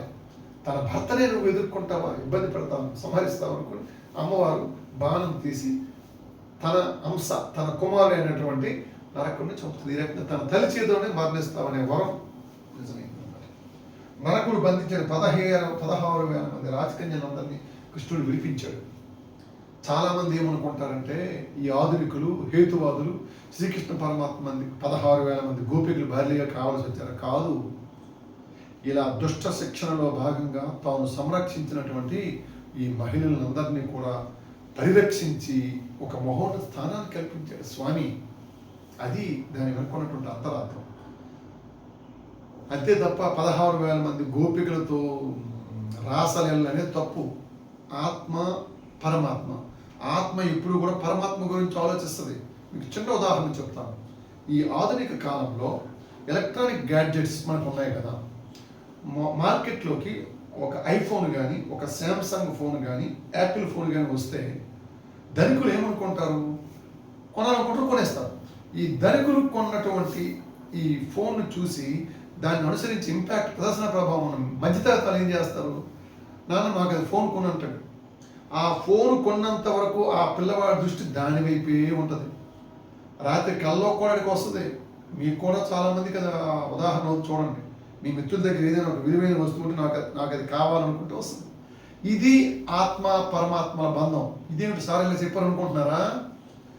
జాయతో విషయాన్ పుంసః సంఘర్షేషోపజాయతే సంగాః సంగాయతే కామః కామాత్ క్రోధోభిజాయతే క్రోధాత్ భవతి సమ్మోహః సమ్మోహా స్మృతి విభ్రమః స్మృతి భ్రంశా బుద్ధినాశో బుద్ధినాశాత్ ప్రణశ్యతి బుద్ధినాశాత్ ప్రణశ్యతి. సాంఖ్యయోగంలో శ్రీకృష్ణ పరమాత్మ చే చెప్పబడినటువంటి శ్లోకం. ఒక వస్తువు నాకు కావాలి అనుకుంటే దానిపైనే మోహం కలుగుతుంది మనిషికి. రాత్రి పగలు 3 అవస్థల్లో, జాగృతావస్థ, స్వప్నావస్థ, నిద్రావస్థలో కూడా దాని గురించే ప్రతిపిస్తాడు. తనకి కావాలి కావాలి కావాలనుకుంటాడు. ఆ కావాలనుకున్న దానికోసం కోరేటప్పుడు అది దక్కనప్పుడు కోపం వస్తుంది.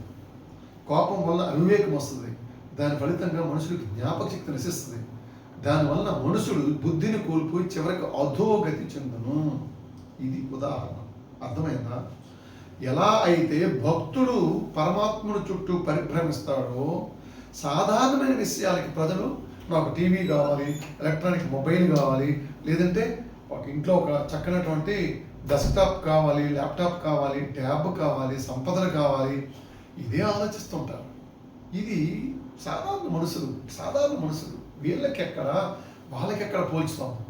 గోపికలు సర్వస్వం కోల్పోయి నరకుడిచే అపహరించబడినటువంటి వారికి గొప్పదైనటువంటి జీవితాన్ని ప్రసాదించిన స్వామి గాథని ఇలా తప్పుగా మనం అర్థం చేసుకొని ప్రచారం చేస్తే అది చాలా పొరపాటు. ఈ రకంగా ఆ పరమాత్మను కోరినటువంటి గొప్ప స్త్రీలు తాను కాదు, ఇది ఈ శరీరము ఈ దేహము నాది కాదు అనే భావన ఎప్పుడైతే వస్తుందో అప్పుడు స్వామి యొక్క కృప కలుగుతుందని మనం అక్కడ గోపిక వస్త్రాపహరణ ఘట్టంలో చెప్పుకున్నాం కదా. చేతులెత్తి స్వామి నీవే తప్ప ఇతఃపరం బెరుంగా అని గోపికలు ప్రార్థిస్తే స్వామి చీరను ప్రసాదించాడు, అంటే మోక్షాన్ని ప్రసాదించాడు. బలగర్వంతో విర్రవీగిన గజేంద్రుడు ఏమయ్యాడు? 10 లక్షల మంది భార్యలకు అధిపతి. త్రికోట పర్వతంపై గర్వంగా సంచరించే గజేంద్రుడు నేను చాలా గొప్పవాడిని, ధనవంతుణ్ణి, నా వెనక ఎంతమంది మార్గం ఉందన్నాళ్ళు స్వామి కరుణించలేదు. లావొక్కింతయు లేదు ధైర్యం విలోలంబయ్యే ప్రాణంబుల్ టావులు దప్పెన్ మూర్ఛ వచ్చెన్ అని చెప్పాడు కదా. గజేంద్రుని మోక్షంలో మీకు నేను చెప్పాను కదా, నీవే తప్ప ఇతః పరం బెరుంగా మన్నింపు భద్రాత్మక. ఇదండి దేవుని ప్రార్థించే తీరు. మనం చేసే భక్తే కాదు అసలు. ఏముంది, కేవలం నీకు నెయ్యి కావాలంటే ఎంత ప్రాసెస్ ఉంది. డియర్ స్టూడెంట్స్ జాగ్రత్త వినండి. నెయ్యి, మానవ కల్పితమైన నెయ్యి పప్పులో వేసుకుని ఆహా ఎంత బాగుందంట. మరి ఆ నెయ్యి కావాలంటే ఎక్కడుంది? పాలలో ఉంది. చూపించంటే చూపించగలవా? చూపించలేవు. గోవు దగ్గర నుంచి పాలు తీసి, నులివెచ్చని పాలు తీసి కొంత సమయం అయినాక దాన్ని మరగబెట్టి 100 డిగ్రీ టెంపరేచర్ మరగబెట్టిన పాలని చల్లార్చి మళ్ళీ వెంటనే వేడిగా వేసి కొడుతుంది. చల్లార్చి ఎంత సమయం పడుతుందో చూడండి. చల్లారిన పాలలో మళ్ళీ విషం, తోడు చుక్క మజ్జిగనే విషాన్ని వేసి దాన్ని విరగ్గొట్టి అయిపోయింది. నెయ్యి అవలే. రాత్రంతా ఉంచి అలా విరగ్గొట్టగా తోడు చుక్క వేయిగా వచ్చినటువంటి తయారైన పెరుగుని మళ్ళీ ఏం చేస్తావు? పాల సముద్రంలో మదనం జరిగినట్టుగా మదించాలి. కవ్వం పెట్టి చిలికితే చిలికిన వెన్నలో నుంచి మజ్జిగలో నుంచి వెన్న. ఆ వెన్న అక్కడ అయిపోయిందా? దాన్ని మళ్ళీ 100 డిగ్రీల సెంటిగ్రేడ్ టెంపరేచర్లో బాగా మండిస్తే అప్పుడు సువాసన భరితమైన నెయ్యి నీకు వచ్చింది. ఆ మానవుడికి ఒక రుచిని అందించే నెయ్యి తయారీకి ఎంత ప్రాసెస్ ఉంటే సకల సృష్టి ప్రధాత, సృష్టి నిర్మాత, జగన్నాటక సూత్రధారి, మహోన్నతమైనటువంటి అమేయుడు, అజేయుడు ఆ పరమాత్మని తెలుసుకునే జ్ఞానం మనకి లేక ఈ అవతారాలన్నీ కూడా మనం నిందించడం అనేది చాలా పరమ పాపం. ఆ భక్తితో చూస్తే, ఆ తత్వంతో చూస్తే శ్రీకృష్ణ పరమాత్మ దర్శనం ప్రతి ఒక్కరికి జరుగుతుంది. అదే మనకి భాగవతం మనకి చెప్తుంది. ఏకాదశ స్కందం మనకి భాగవతం యొక్క ఉపసంహారాన్ని తెలియజేస్తుంది. నరకాసుర వధ. ఈ నరకుడు బంధించిన 16,000 మంది రాజకన్యల్ని శ్రీకృష్ణ పరమాత్మ విడిపించి వారిని వివాహం చేసుకుని వారికి గొప్పదైనటువంటి భాగవతోత్తమ జీవనాన్ని అందించారు. రుక్మి దుష్టుడే, కానీ ఈ రుక్మి బలరాముడి చేతిలో, రుక్మిణి యొక్క సోదరుడు కదా, బలరాముడి చేతిలో వధించబడతాడు. రుక్మి ఉషా పరిణయం. బలి చక్రవర్తి కుమారుడు బాణాసురుడు. రుక్మి వధ అయిపోయింది కదా, బలరాముడి చేతిలో అయిపోయింది. బలి చక్రవర్తి కుమారుడు బాణాసురుడు మహాపరాక్రమశాలి. శివుని యొక్క వరం ఇతని పట్ల ఉండడం వల్ల ఇతని యొక్క రాజధాని సోనపురం. ఇది కూడా నేటి అస్సాంలోని గౌహతి ప్రాంతంలో తేజ్పూర్గా చెప్తారు. తేజ్పూర్, సోనపురం. బాణాసురుడి రాజధాని సోనపురం ప్రస్తుతం అస్సాంలో ఉంది. ఇతను 1000 చేతుల పరాక్రమశాలి. ఇతని యొక్క శక్తికి 3 లోకాలు గడగడలాడిపోయి సాక్షాత్తు శివుణ్ణే తనకి కాపలాగా రప్పించుకునేటువంటి తన వర గర్వంతో గర్వెగుతాడనమాట. ఈయన కుమార్తె ఉష. ఎవరు? బాణాసురుడి కుమార్తె ఉష. ఈయన కళలో ఒక నవమన్మధుడు కనిపిస్తాడు. ఆ నవమన్మధుడే అనిరుద్ధుడు. ఎవరు? అనిరుద్ధుడు. బాణాసురుడి కుమార్తె ఉష. ఉషకి కళలో ఒక అందగాడు కనిపిస్తాడు. అతనే శ్రీకృష్ణుడు మనుగుడు అయినటువంటి అనిరుద్ధుడు. అనిరుద్ధుడు ఎవరు? శ్రీకృష్ణుడు మనుగుడు. తన మాయతో ఉష చెలికెత్తే ఈ అనిరుద్ధుని ఎక్కడికి తీసుకొని వస్తుంది? ఉష అంతఃపురానికి తీసుకొని వస్తుంది. ఆ రకంగా ఉష అనిరుద్ధుడు ప్రణయ సామ్రాజ్యం జరుగుతుంది అనమాట. తత్ఫలితంగా ఉష గర్భవతి కూడా అవుతుంది. ఎవరి ద్వారా? అనిరుద్ధుడి ద్వారా. ఈ విషయం తెలిసిన బాణాసురుడు కారాలు మిరియాలు కోరి అనిరుద్ధుడిపై సైన్యాన్ని పంపించి తరిమి కొడతాడు. తన మనుగుడైన అనిరుద్ధునికి జరిగినటువంటి ఈ విపత్తును కాపాడడానికి శ్రీకృష్ణుడు భానుడిపై యుద్ధానికి వెళ్తాడు. భానుడికి రక్షగా శివుడు వస్తాడు. చెప్పాను కదా, శివభక్తుడు కదా భానుడు. బలిచక్రవర్తి యొక్క కుమారుడైనటువంటి భానుడికి శివుని యొక్క వరాలను నేను చెప్పాను కదా. శివుడు రావడంతో శివకేశవుల యుద్ధంగా మారిపోతుంది. అదేంటి? శివకేశవుల తత్వం ఒకటే అని చెప్పడానికి శివుడు కేశవులు పరితపించారు, కానీ భక్తులు మాత్రం మేము వైష్ణవులు శైవులు కొట్టుకు చేస్తున్నారు. ఇప్పుడు కూడా ఆన్లైన్లో మనం చూస్తే యూట్యూబ్లో చూడండి, మేము వైష్ణవులు, మేము శివులు అని.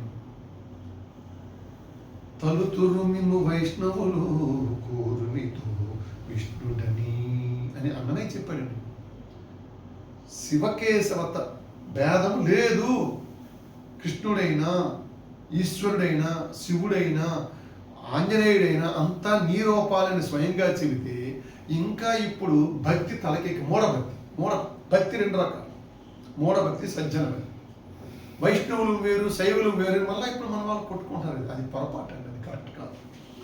కాబట్టి శివకేశవుల యుద్ధంగా పరిణమిస్తుంది. చివరకు కృష్ణుడు బాణాసురుడికి ఉన్న 1000 చేతుల్లో 4 మాత్రం వచ్చి మిగతా ఈ 1000 చేతులను కూడా ఖండిస్తాడనమాట. అయితే ఎందుకు ఇక్కడ చంపలేదు అంటే, అక్కడ వామన అవతారంలో ఒక వరం ఇస్తారు స్వామి. ఏమిస్తారు వరము? ప్రహ్లాదుడు బలి వంశములో జన్మించిన ఎవరిని నేను కూడా సంహరించను అని స్వయంగా స్వామివారు ఒక వరం ఇస్తారు. చూడండి ఎంత అద్భుతమో. అంటే భాగవతోత్తముల కడుపులో పుడితే రాక్షసులకు కూడా మేలే కలుగుతుంది. ప్రహ్లాదుడు, తదుపరి బలి చక్రవర్తి, వీళ్ళ వంశంలో ఎవరిని కూడా నేను ప్రాణహాని కలిగించను అని వామన అవతారంలో స్వామివారు ఇచ్చినటువంటి ఆ మాటకు కట్టుబడి బాణాసురుడిని ప్రాణాలతో వదిలేస్తాడు. చివరకు ఈ బాణాసురుడు శ్రీకృష్ణ పరమాత్మకు నమస్కరించి తన కుమార్తె ఉషను శ్రీకృష్ణ పరమాత్మ యొక్క మనుడైన అనిరుద్ధునికి ఇచ్చి ఉషా అనిరుద్ధుల పరిణయం జరిగింది. ఇది భాగవతం ఇంకొక ఘట్టం. పౌండ్రక వాసుదేవుడు సింపుల్ ఏం లేదు. పౌండ్రుడు అనేవాడు కరూస దేశం రాజు.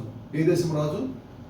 నేనే వాసుదేవుణ్ణి, నేనే కృష్ణుని, శ్రీకృష్ణునిలాగా ఒక పింఛం పెట్టుకొని కృత్రిమ వాసుదేవుడిగా ప్రజలందరినీ నమ్మించి కృష్ణ పూజలు తాను అందుకునేవాడు. చివరికి కృష్ణుడిని కూడా విభేదిస్తాడనమాట. ఇలా విభేదించడంతో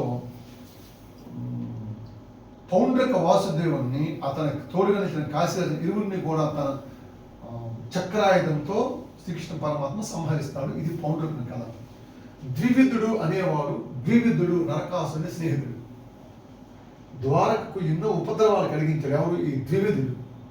బలరాముడు రైవతక పర్వతంపై ఉన్నటప్పుడు అక్కడ హేళన చేసి ఆ బలరాముడి యొక్క అప్రతితమైనటువంటి శక్తితో బలరాముని చేతిలో సంహరించబడతాడు ద్వివిధుడు. ఇలా ఒక్కొక్కటి రాక్షస వధ జరుగుతుంది. ఇందాక మీకు చెప్పాను. ఎందుకు శ్రీకృష్ణ అవతారము అంటే దుష్ట శిక్షణ, శిష్ట రక్షణ, లోక కళ్యాణం. 3 భూభారాన్ని తగ్గించడం. భూమిపై భారం పెరిగిపోయేటప్పుడు ఆ భారాన్ని తగ్గించడానికి పరమాత్మ పన్నిన ఒక క్రీడ ఇది. ఏవి? ఈ యుద్ధాలు, దుష్ట సంహారము, అదంతా కూడా. ఇక సాంబుడు జాంబవతికి శ్రీకృష్ణుడికి పుడతాడు. ఈ సాంబుడు దుర్యోధన కుమార్తె లక్ష్మణును స్వయంవరంలో ఎత్తుకొస్తాడు. ఎవరు? సాంబుడు. జాంబవతి ఎవరు? మీకు అక్కడ చెప్పాను కదా, ఆ గృహలో శమంతకమణిని వెతుకుతూ వెళ్తూ అక్కడ జాంబవతిని పరిణయం ఆడాడు. ఆ జాంబవతికి శ్రీకృష్ణుడికి పుట్టినటువంటి కుమారుడే సాంబుడు. దుర్యోధన కుమార్తె లక్ష్మణను స్వయంవరంలో ఎత్తుకొస్తే, అంటే ఎత్తుకురావడం అంటే అదే ఇందాక చెప్పాను, రాక్షస విధులు ఎత్తుకొచ్చాడు. దీని కౌరవ వీళ్ళందరూ కూడా చాలా కోపించి సాంబుడిని బంధించి హస్తినికి తీసుకెళ్తారు. అప్పుడు బలరాముడు హస్తినికి వెళ్తాడు. వెళ్ళి సాంబుడిని విడిచిపెడతావా లేదా, లేదంటే నా యొక్క నాగలితో మొత్తం నీ హస్తినాపుర సామ్రాజ్యాన్ని ధ్వంసం చేస్తానంటే కౌరవులు భయపడి సాంబునికి లక్ష్మణునిచ్చి పెళ్లి చేస్తారు. అది నెక్స్ట్ ఘట్టం అయిపోయింది. శిశుపాలుడు వధ చెప్పాను కదా. శిశుపాలుడు శ్రీకృష్ణుని మేనత్త కుమారుడు. వాళ్ళ మేనత్తకి ఇచ్చినటువంటి వరం ప్రకారము 100 తప్పుల వరకు నీ కుమారుని కాపాడుతాను అత్త, కానీ ఇక 100వ తప్పు పూర్తి అయిపోయినాక మాత్రం వాడిని ఉపేక్షించాను అంటే స్వామి. ఇది ఒక గాథ. చాలామంది మనం కొంటూ ఉంటారు. మిత్రత్వం వల్ల, బంధుత్వం వల్ల మనం వాళ్ళని క్షమిస్తుంటాం. ఎన్ని క్షమిస్తాం? 100 మార్లు క్షమిస్తాం. కానీ ఆ తర్వాత వధ అని చెప్పడానికి ఉదాహరణగా శ్రీకృష్ణ పరమాత్మ ధర్మరాజు రాజసూయాగం చేసేటప్పుడు అగ్ర పూజనిస్తాడు శ్రీకృష్ణుడికి. ఆయన ఇచ్చినటువంటి అగ్రుడు ఎవరు? ఇస్తే ఇది కాదు, నేను దీన్ని ఒప్పుకోను అంటాడు శిశుపాలుడు. ఒప్పుకోను అనుకుంటూ ఘోరాతి ఘోరమైనటువంటి నిందారోపణ చేస్తాడు. ఎవరిని? శ్రీకృష్ణ పరమాత్మ. ఈ క్రమంలో ఆవేశంలో ఈ 100 తప్పులు అయిపోతే వెంటనే 100 తప్పులు పూర్తి అవడంతో సుదర్శన చక్రంతో శిశుపాలుని యొక్క శిరస్సును ఖండించి శిశుపాలుని హతం చేస్తారు. ఈ శిశుపాలుడు పూర్వజన్మలో విష్ణువు యొక్క ద్వారపాలకుడైన జైడే అని కూడా ఒక ఐతిహ్యం మనకు ఉంది. ఇక జరాసంధ వధ, శిశుపాల వధ అయిపోయింది. చూసారా కృష్ణుడు అలా దుష్టుడు సంహరిస్తూనే ఉన్నాడు. జరాసంధుడు మగధ దేశం రాజు. ప్రారంభంలో చెప్పాడు, ద్వారక గురించి చెప్పేటప్పుడు చెప్పాడు. మీకు ప్రారంభంలో ద్వారక గురించి చెప్పేటప్పుడు చెప్పాను, జరాసంధుడి గురించి.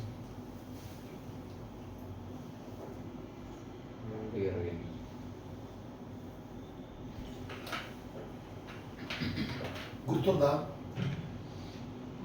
23 అక్షౌహిణుల సైన్యం ఉన్నటువంటి జరాసంధుని యొక్క ధాటికి తట్టుకోలేక శ్రీకృష్ణ పరమాత్మ ద్వారకా నగరాన్ని నిర్మించాడని చెప్పాం కదా. మహాబలస రాజసూయ యాగం ధర్మరాజు చేస్తున్నప్పుడు ఈ జరాసంధును అడ్డు తొలగించాలని అర్జునుడు, భీముడు, శ్రీకృష్ణుడు బ్రాహ్మణ వేషంలో జరాసంధుడి యొక్క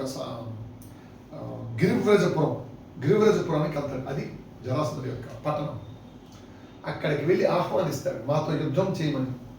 అందరినీ చూస్తాడు. కృష్ణుడు, భీముడు, అర్జునుడు. ఇలా ముగ్గురులో భీముడు అతనికి బలంగా కనిపిస్తున్నాడు. నాకు భీముడే సరిజోడు కాబట్టి అతనితోనే యుద్ధం చేస్తానని శ్రీకృష్ణుని యొక్క ప్రత్యేకమైనటువంటి లీల వల్ల యుద్ధం జరుగుతుంది అన్నమాట. దాదాపు 15 రోజుల పాటు యుద్ధం ఘోరంగా జరిగింది. ఎవరికి? జరాసంధుడికి, భీముడికి. శ్రీకృష్ణ పాండవీయం సినిమా చూడండి, అందులో చూపిస్తాడు, అద్భుతంగా చూపిస్తాడు. జరాసంధుడికి, భీముడికి జరిగిన ఇప్పుడు ఉన్నటువంటి టెక్నాలజీ కూడా పనికిరాదు. ఇప్పుడు ఏదో అనుకుంటున్నాం, బాహుబలి ఏదో అనుకున్నాం కదా, ఇవేవి పనికిరావు. అంత గొప్ప టెక్నాలజీ ఆ రోజుల్లో మన వాళ్ళు ఎలాగేశారు చూడండి ఒకసారి. శ్రీకృష్ణ పాండవీయం జరాసంధ అని కొట్టండి, యూట్యూబ్లో వచ్చేస్తుంది.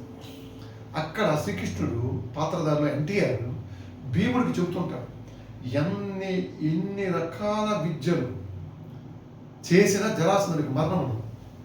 అప్పుడు శ్రీకృష్ణ పరమాత్మ ఒక ప్రత్యేక ఆసనంపై కోట బుడిలో కూర్చొని ఒక దర్భగడ్డి తీసి ఏమంటాడు, ఆ దర్భగడ్డి యొక్క ఏముంటాయి, ఆ దర్భగడ్డి రేకుల్ని ఇలా అంటాడు.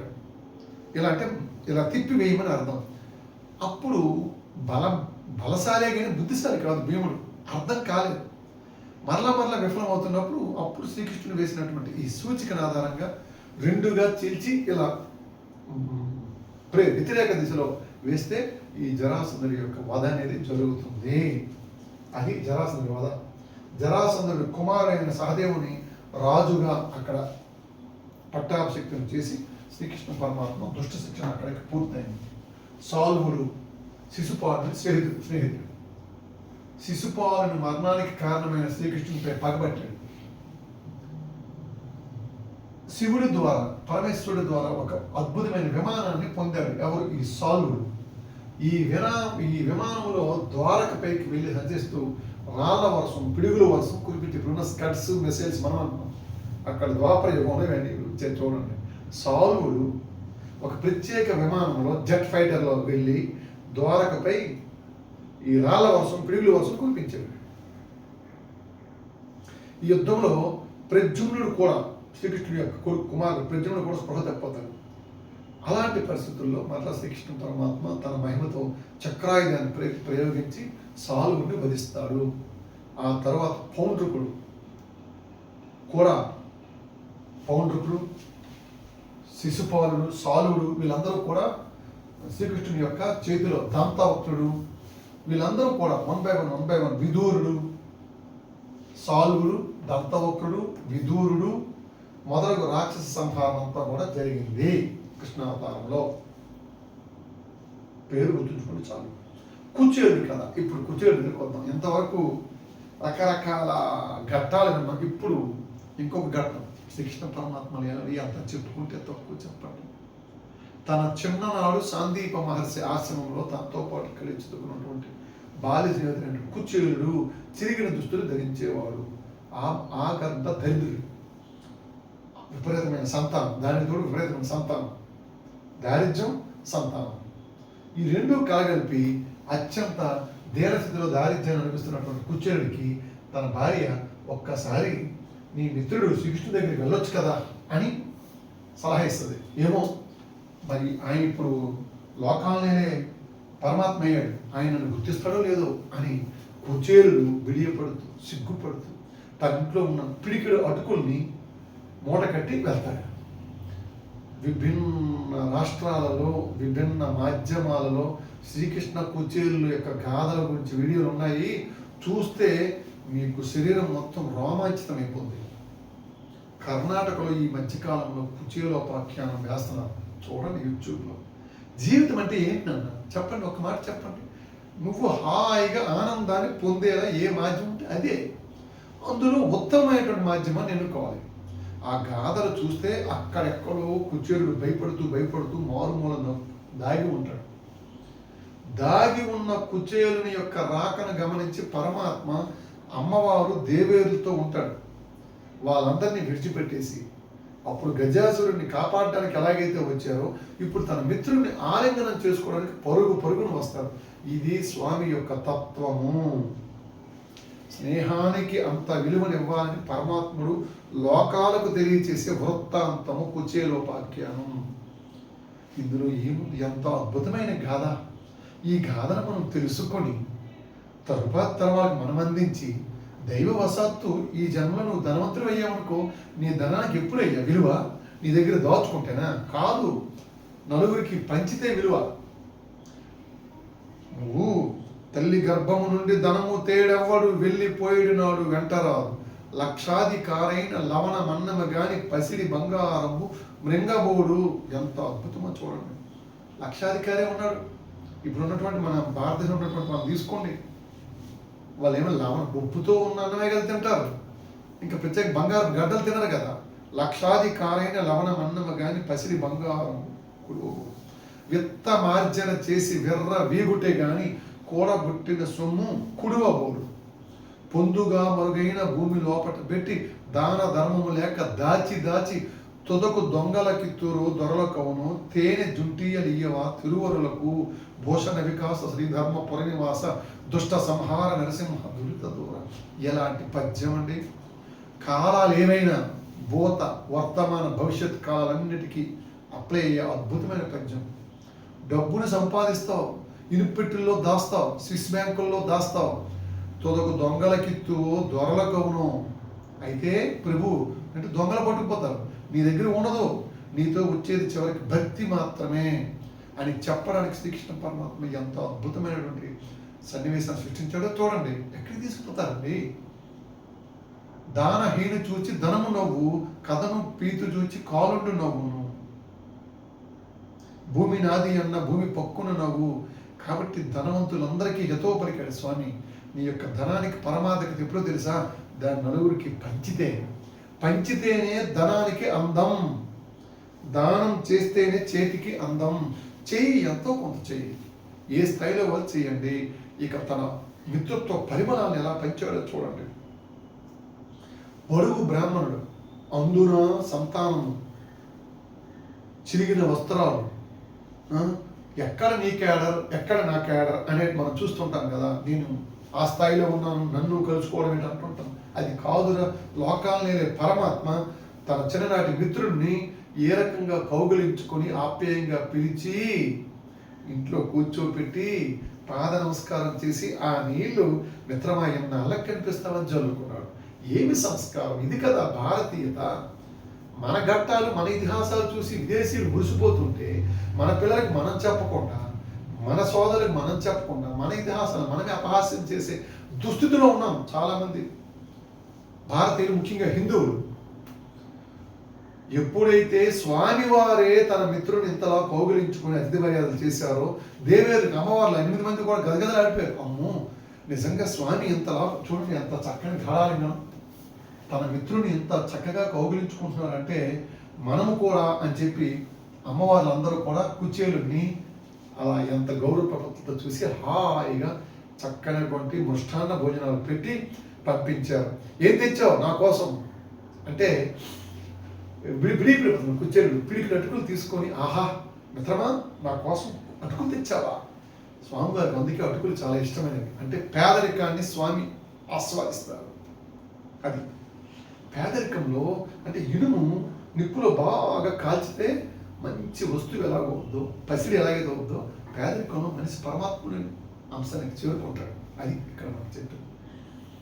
ఆ అటుకులు తిని ఎందుకు వచ్చాడు అడగడం మర్చిపోతారు కుచేళ్ళు. కొన్ని వరాలు అడుగుదామని వస్తాడు.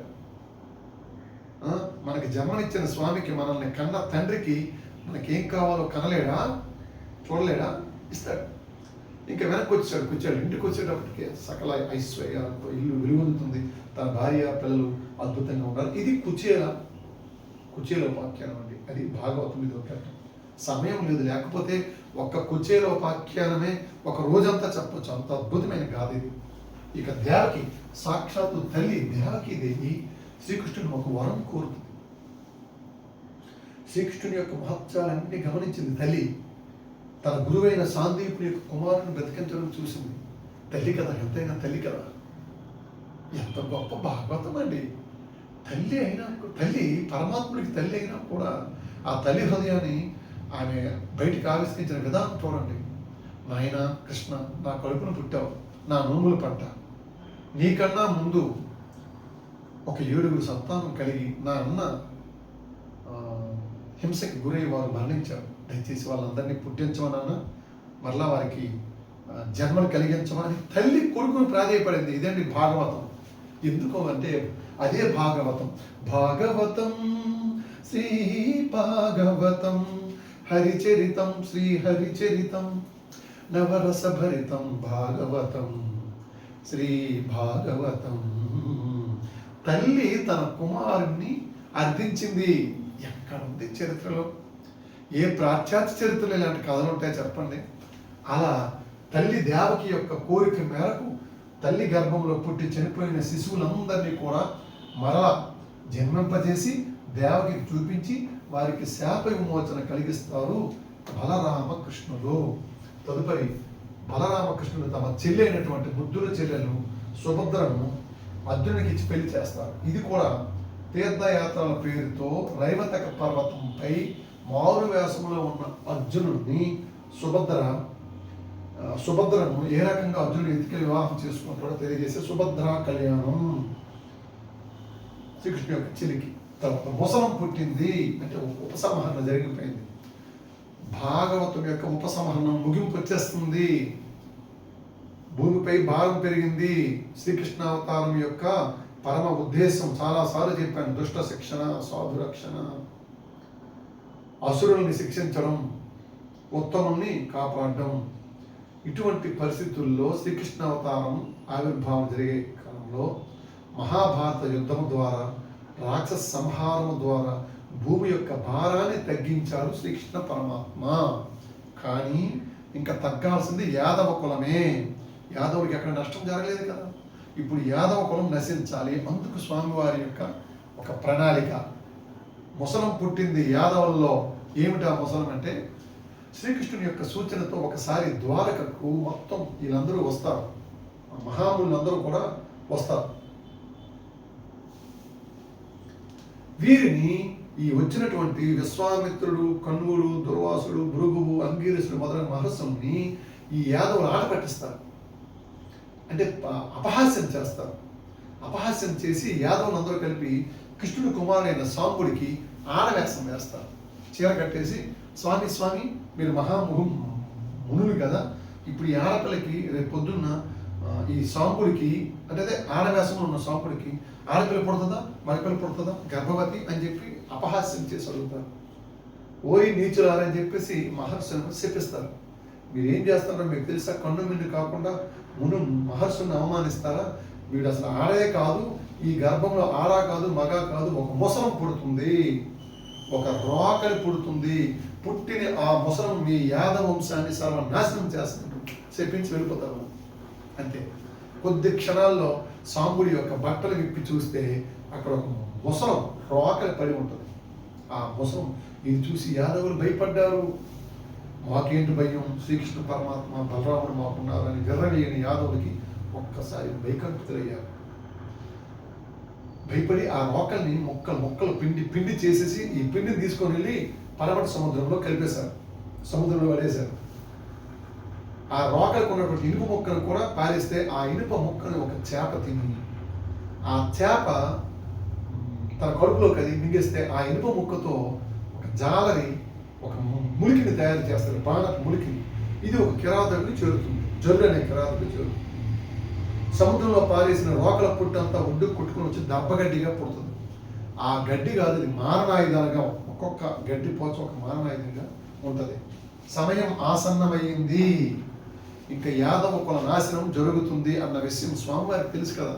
నిర్లిప్తంగా స్వామివారు అలా చూస్తున్నారు శ్రీకృష్ణ పరమాత్మ. సముద్ర ఉత్సవం పేరుతో అందరినీ కూడా సరస్వతి నది ఒడ్డుకి, అంటే అది అక్కడ సముద్రానికి సమీపానికి అందరినీ ఆహ్వానిస్తారు. ఉత్సవంగా ప్రారంభమై క్రిమీపి యాదవులందరూ కూడా తాగి తందనాడి మధువు గోలి ఉచ్చ నీచాలు మరిచి ఒకరినొకరు కొట్టుకోవడం ప్రారంభిస్తారు అనమాట. అలా కొట్టుకోవడం ప్రారంభించి ఆ యాదవులందరూ కూడా దొరికిన ఆయుధాలతో దొరికినట్టు కొట్టుకుంటుంటే, ఇంకా ఆయుధాలు లేకపోతే సముద్రపు ఒడ్డున తొంగ పుట్టిందని చెప్పాను కదా. ఆ తొంగ ఏది ఈ ముసలం యొక్క రేణువులు మారణాయుధాలుగా తయారైతే మారణాయుధాలు పీక్కుని ఒకరికొకరు కొట్టుకుని మొత్తం యాదవ వంశంతో నిర్వీర్యమైపోయింది. ఇదంతా తెలిసి స్వామివారు చాలా నిర్లిప్తంగా మొత్తం అలా చూస్తుంటారు. తమ కళ్ళ ముందే మొత్తం తమ వంశమికులు, పెద్దలు, పూజ్యులు, వృద్ధులు, ప్రముఖులు అందరూ మరణిస్తుంటే శ్రీకృష్ణ బలరాములు మొత్తం, ఎందుకంటే విధి లేల కదా, విధిని ఆడిస్తున్నది వారే కాబట్టి అలా చోద్యం చూస్తూ ఉండిపోయి ఇది చూడలేక బలరాముడు బలవంతంగా సముద్రపుడిని యోగ మార్గంలో దేహత్యాగం చేస్తాడు. బలరామ అవతారం పూర్తయిపోయింది. తన అవతార సమాప్తి జరిగింది అని నిర్ణయించుకున్నారు. పూర్తయిపో వస్తుంది అన్న శ్రీకృష్ణుడు ఉద్ధవుని పిలిచాడు. ఇక్కడ ఉద్ధవ గీత అనేది ఒకటి ఉంటుందండి. భగవద్గీత వేరు, ఉద్ధవ గీత వేరు. ఉద్ధవుడికి పిలిచి లోక సంచారం చేస్తూ జ్ఞానాన్ని సంపాదించు, కంటికి కనిపించే ప్రతి అంశం నుంచి జ్ఞానాన్ని గ్రహించవచ్చు అని తెలియచేస్తూ 24 అంశాలతో కూడిన జ్ఞానాన్ని, అవధూత ఇతివృత్తాంతాన్ని శ్రీకృష్ణుడు తన సందేశం ద్వారా ఉద్ధవుడికి తెలియజేస్తాడు. ఈ రకంగా శ్రీకృష్ణ ఉద్ధవుని యొక్క సంభాషణ ఉద్ధవ గీతగా మనల్ని ఉద్ధరించింది అని ఉద్ధవ గీత. ఇక అవతార పరిసమాప్తికి వచ్చేసింది. పరమాత్మ యొక్క నిర్యాణము, స్వామి యొక్క అవతారం ఇంకా ముగింపు దశకు వచ్చింది. బలరాముని యొక్క దేహత్యాగం తర్వాత శ్రీకృష్ణ అవతారం ఏ రకంగా నిర్యాణం అయిందో రేపటి క్లాస్లో మనం చూద్దాం. ఓం శ్రీకృష్ణ పరబ్రహ్మణే నమః. డియర్ స్టూడెంట్స్, మీకు అందరికీ మరొకసారి శుభాభినందనలు తెలియజేస్తూ, ఇంకొక రోజుతో భాగవతం పూర్తయిపోయినాక మీకు 2 పేపర్లు కూడా డీటెయిల్డ్గా ఎలా క్వశ్చన్స్ వస్తాయో వివరిస్తూ, పురాణాలు మిగిలినటువంటి అంశాలు కూడా మీకు త్వరగా చాలా శీఘ్రగతిన కంప్లీట్ చేసి ఎంతవరకు థియరిటికల్గా డీటెయిల్డ్గా చెప్పినటువంటి ఈ సబ్జెక్ట్ని ఆబ్జెక్టివ్గా మీకు ఏ రకంగా వస్తుందో కూడా తెలియజేస్తాను. All the best.